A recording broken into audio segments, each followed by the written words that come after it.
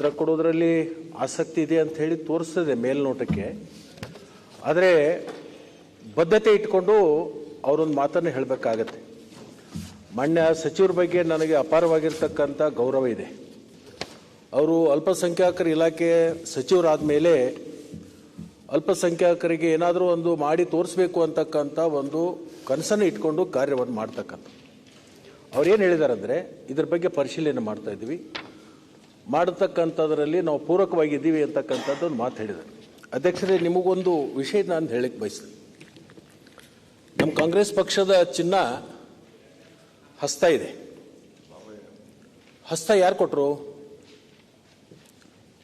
ದಿವಂಗತ ಇಂದಿರಾ ಗಾಂಧಿ ಅವರು. ಅಲ್ಲಿಗೆ ಪ್ರಶ್ನೆ ಏನು? ಅದಕ್ಕೆ ಬರ್ತಾ ಇದೆ. ಡೈರೆಕ್ಟ್ ಬನ್ನಿ. ಬರ್ತೀನಿ, ಅದಕ್ಕೆ ಬರ್ತೀನಿ. ಒಂದು ಸ್ವಲ್ಪ ಸಮಾಧಾನ ಇರ್ರಿ. ಪ್ರಶ್ನೆ ಅಂತಾರಲ್ಲ, ಬೇಗ ಬೇಗ ಮುಗಿಸ್ಬೇಕಲ್ಲ. ಒಂದು ಸ್ವಲ್ಪ ನಿಮ್ಮ ಗಮನಕ್ಕೆ ಗೊತ್ತಿರಲಿ ಅಂತ ಹೇಳಕತ್ತೀನಿ. ಯಾಕೆ ಈ ಸಮುದಾಯಕ್ಕೆ ಕೊಡಬೇಕು ಅನ್ನುವಂಥ ವಿಚಾರ ಇಟ್ಕೊಂಡು ಹೇಳ್ತಾ ಇದ್ದೆ.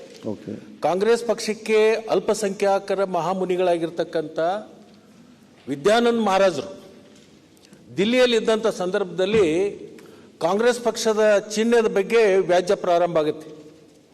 ಆ ವ್ಯಾಜ್ಯ ಪ್ರಾರಂಭ ಆದಂಥ ಸಂದರ್ಭದಲ್ಲಿ ಆ ಮಹಾಮುನಿಗಳ ಹತ್ರ ಹೋಗ್ತಾರೆ ದಿವಂಗತ ಇಂದಿರಾ ಗಾಂಧೀಜಿಯವರು. ಅವಾಗ ಅವ್ರೇನು ಹೇಳ್ತಾರೆ, ಹಸು ಮತ್ತು ಕರು ಏನಿದೆ ಅದನ್ನು ಬಿಟ್ಬಿಡು, ನಿನಗೆ ಹಸ್ತದ ಚಿನ್ನ ಕೊಡ್ತೀನಿ, ಈ ಚಿನ್ನವನ್ನು ತಗೊಂಡು ಹೋಗಿ ನೀನು ಶುರು ಮಾಡುವ ರಾಜಕಾರಣ ಮತ್ತೆ ನೀವು ಉತ್ತಂಗಕ್ಕೆ ಹೋಗ್ತೀರಿ ಅಂತ ಹೇಳ್ತಾರೆ. ಆ ಮಹಾಮುನಿಗಳು ಇರ್ತಕ್ಕಂಥವ್ರು ಬೆಳಗಾಂ ಜಿಲ್ಲೆ ಅಥಣಿ ತಾಲೂಕಿನ ಸೇಡ್ಬಾಳ್ ಗ್ರಾಮದವ್ರು. ಅವರು ಕೊಟ್ಟಿರ್ತಕ್ಕಂಥ ಚಿನ್ನ ಈ ಅಲ್ಪಸಂಖ್ಯಾತರ ಜೈನ ಸಮುದಾಯಕ್ಕೆ ಇರ್ತಕ್ಕಂಥ ಒಂದು ನೆಂಟು. ಅದ್ರಗೋಸ್ಕರ ಅಲ್ಪಸಂಖ್ಯಾತರಲ್ಲಿರ್ತಕ್ಕಂಥ ಜೈನ ಏನು ನಮ್ಮ ಕಡೆ ಇದ್ದಾರೆ, ದ್ವೆಂಬಗರ ಮತ್ತು ಸಿತಂಬರ ಅಂತ ಎರಡು ಬರುತ್ತೆ. ಇವರೆಲ್ಲರೂ ಕೂಡ ಸಸ್ಯಾಹಾರಿಗಳು. ಸಸ್ಯಾಹಾರಿಯದರಲ್ಲಿ ಮತ್ತು ಅದರಲ್ಲಿ ವಿಶೇಷವಾಗಿ ಸಾತ್ವಿಕ ಸಸ್ಯಾಹಾರಿಗಳು. ಇವರು ಬೆಳ್ಳುಳ್ಳಿ ತಿನ್ನಲ್ಲ, ಈರುಳ್ಳಿ ತಿನ್ನಲ್ಲ. ಇವ್ರ ಮಕ್ಕಳೆಲ್ಲ ಹಾಸ್ಟೆಲ್ನಲ್ಲಿ ಇರ್ತಾರೆ. ಹಾಸ್ಟೆಲ್ನಲ್ಲಿ ಇದ್ದಂಥ ಸಂದರ್ಭದಲ್ಲಿಗೆ ಅವರಿಗೆ ಸಾತ್ವಿಕ ಆಹಾರ ಸಿಗತಕ್ಕಂಥದ್ದು ಇವತ್ತಿನ ದಿನಮಾನದಲ್ಲಿ ಕಷ್ಟ. ಅದಕ್ಕೆ ದಯಮಾಡಿ ನೀವು ಜೈನ ಸಮುದಾಯಕ್ಕೆ ಒಂದು ಪ್ರತ್ಯೇಕವಾಗಿರ್ತಕ್ಕಂಥ ಅಭಿವೃದ್ಧಿ ನಿಗಮವನ್ನು ಸ್ಥಾಪಿಸ್ತಕ್ಕಂಥದ್ದು ಅತ್ಯಂತ ಅವಶ್ಯಕತೆ ಇದೆ. ನಾನು ಸಚಿವರಿಗೆ ಯಾಕೆ ವಿನಂತಿ ಮಾಡ್ತೇನೆಂದರೆ, ಇವತ್ತೇನಾದರೆ ನೀವು ಸಚಿವರಾಗಿದ್ದರೆ, ಇವತ್ತು ಮಂತ್ರಿಗಳಾಗಿದ್ದರೆ, ಇವತ್ತು ಶಾಸಕರಾಗಿದ್ದರೆ ಹಸ್ತದ ಚಿನ್ನ, ಆ ಹಸ್ತದ ಚಿನ್ನ ಕೊಟ್ಟಿರ್ತಕ್ಕಂಥವರು ಜೈನ ಮಹಾಮುನಿಗಳು.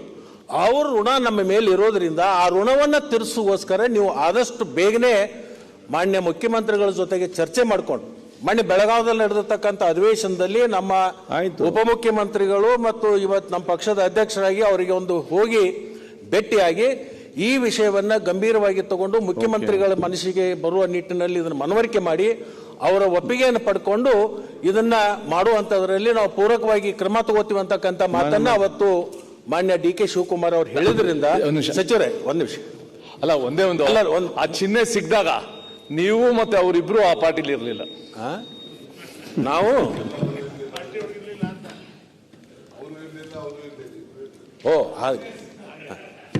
ಅವಾಗ ನಿಮ್ಮಲ್ಲಿದ್ದೀವಿ. ಅದ ಆ ಚಿಹ್ನೆ ಸಿಗೋ ಹೊತ್ನಾಗ ನಿಮ್ಮಲ್ಲಿ ಇರಲಿಲ್ಲ.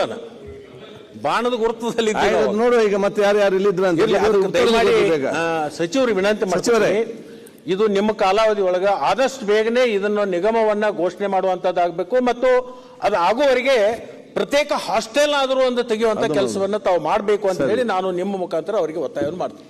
ಸನ್ಮಾನ್ಯ ಅಧ್ಯಕ್ಷರೇ, ನಾನು ಮಂತ್ರಿ ಆದಮೇಲೆ ಒಂದು ಸರ್ವೆನ ಮಾಡಿ ಎಲ್ಲದರಲ್ಲಿ ಏನಾಗಿದೆ ಅಂತೆ, ಜೈನ್ ಸಮಾಜ ಅಂದರೆ ಬರೀ ರಾಜಸ್ಥಾನಿಂದ ಬಂದಿದ್ದಾರೆ ಅಂತ ಹೇಳ್ಬಿಟ್ಟು ಬರೀ 4 ಲಕ್ಷ ಇದ್ದಾರೆ ಅಂತ ಹೇಳ್ಬಿಟ್ಟು ಎಲ್ಲರ ಗಮನದಲ್ಲಿರೋದು. ನಾನು ಬಂದಾದಮೇಲೆ ಸರ್ವೆ ಮಾಡಿದಾದ್ಮೇಲೆ ಟೋಟಲ್ ಜೈನ್ ಸಮಾಜ 20 ಲಕ್ಷ ಜೈನ್ ಸಮಾಜ ಇದೆ. ಈ ರಾಜಸ್ಥಾನಿಂದ ಬಂದಿರೋದು ಎಲ್ಲ ಸಿಟಿ ಸರೌಂಡಿಂಗಲ್ಲಿ 4,75,000 ಜೈನ್ ಸಮಾಜ ಇದೆ. ಬೆಳಗಾಂ, ಹುಬ್ಳಿ, ಧಾರವಾಡ ಸರೌಂಡಿಂಗಲ್ಲಿ ಅವ್ರು ಕನ್ನಡ ಸ್ಪೀಕಿಂಗ್ ಜೈನ್ ಅಂತಾರೆ, ದಿಗಂಬರ್ ಜೈನ್ ಅಂತಾರೆ ಅವರು ಕನಿಷ್ಠ ಇಲ್ಲಾಂದ್ರೂ ಒಂದು 15 ಲಕ್ಷ ಜನ ಇದ್ದಾರೆ. ಈಗ ಬೆಳಗಾಂ ಕ್ಷೇತ್ರದಲ್ಲೇ ಜಾಸ್ತಿ ಇರೋದು. ಹಾಗಾಗಿ ನನ್ನ ಗಮನದಲ್ಲಿ ಬಂದಾದ್ಮೇಲೆ ನಾನು ಮುಖ್ಯಮಂತ್ರಿಗಳಿಗೆ ನಾನು ಆಲ್ರೆಡಿ ಪ್ರಪೋಸಲ್ ಇಟ್ಟಿದ್ದೀನಿ. ನಾನು ಈ ಸಪ್ರೇಟ್ ಇವ್ರು ಬೋರ್ಡ್ ಆಗ್ಬೇಕಂತ ಆದಷ್ಟು ಬೇಗ ಅದ್ ಮಾಡಕ್ ನಾವು ಪ್ರಯತ್ನ ಮಾಡ್ತೀವಿ. ನಾವು ಅದ್ರ ಜೊತೆ ಅಲ್ಲಿವರೆಗೆ ಹಾಸ್ಟೆಲ್ ಆದ್ರೂ ತೆಗೆಯುವಂತದ್ದು ಮಂತ್ರಿ ಅವರೇ, ಒಂದು ಪ್ರತ್ಯೇಕವಾಗಿರ್ತಕ್ಕಂಥ ಹಾಸ್ಟೆಲ್ ಆದ್ರೂ ತೆಗಿರಿ. ಅದು ಲೇಟ್ ಆದ್ರೆ ಆಗಲಿ, ಇದ್ದು ನಿಮ್ಮ ಒಂದು ಮಾಡುವಂತದ್ದು ಮಾಡಿ. ಹಾಸ್ಟೆಲ್ ಮಾಡುವಂತ ಒಂದು ಉತ್ತರ ಕೊಡಿ ಸರ್ ಪ್ಲೀಸ್. ಹಾಸ್ಟೆಲ್ ಸಂಬಂಧ ಈಗ ಮಂತ್ರಿ ಮತ್ತೇನು ಬ್ಯಾರಿ ನಿಗಮದ ಆಯ್ತಾ? ಜೈ ನಿಗಮದೊಟ್ಟಿಗೆ ಬ್ಯಾರಿ ನಿಗಮದ ಏನಾದ್ರೂ ಆಗಿದ್ದ ಚರ್ಚೆ? ಬ್ಯಾರಿ ನಿಗಮ ಅದು ಓಕೆ.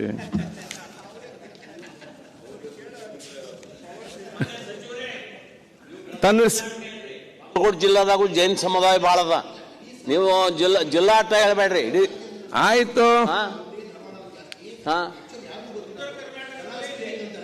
ಕನ್ನಡ ಸ್ಪೀಕಿಂಗ್ ಜೈನ್ ಇದಾರಲ್ಲ, ಅದು ಯಾರಿಗೂ ಗೊತ್ತಿಲ್ಲ.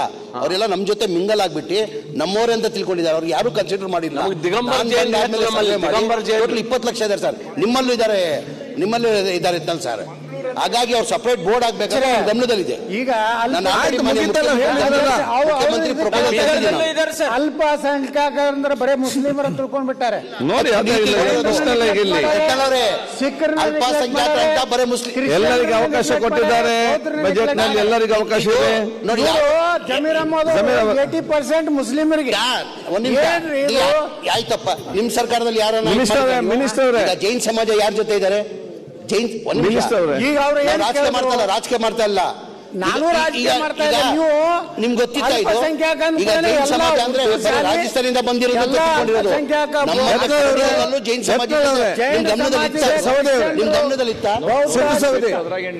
ಅಧ್ಯಕ್ಷರೇ, 80% ಮುಸ್ಲಿಂ. ಆಯ್ತು, ಬಜೆಟ್ ಕರೆಕ್ಟ್. ಮತ್ತೆ ಚರ್ಚೆ ಮಾಡಿ ಬಜೆಟ್ ನಲ್ಲಿ. ಇಲ್ಲ, 85% ಮುಸ್ಲಿಂ ಇದ್ದಾರೆ. ಪಾಪ್ಯುಲೇಷನ್ ಪ್ರಕಾರ 14% ಮುಸ್ಲಿಂ ಇರೋದು. 14% ಮುಸ್ಲಿಂ ಇದ್ದಾರೆ. 1% ಜೈನ್ ಸಮಾಜ ಇದೆ. ಬುದ್ಧಿಸ್ಟ್ ಇದ್ದಾರೆ, ಸಮಾಜದವರಿದ್ದಾರೆ. ಮಾನ್ಯ ಸಭಾಧ್ಯಕ್ಷರೇ, ಆನಂದ್ ಕೇಸ್ ಅಧ್ಯಕ್ಷರೇ, ಇದು ಕ್ವಶನ್ ಅವರಲ್ಲಿ ಚರ್ಚೆ ಬೇಡ. ಮಾನ್ಯ ಸಭಾಧ್ಯಕ್ಷರೇ, ಚುಕ್ಕೆ ಗುರುತಿನ ಪ್ರಶ್ನೆ ಸಂಖ್ಯೆ 795 ಮಾನ್ಯ ಕಂದಾಯ ಸಚಿವರಿಗೆ.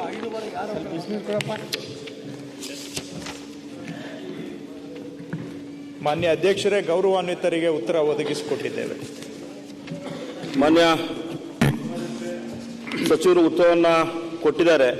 ಆದರೆ ಅಲ್ಲಿ ಸ್ವಲ್ಪ ನಮ್ಮಲ್ಲಿ ವ್ಯತ್ಯಾಸಗಳಾಗಿದೆ.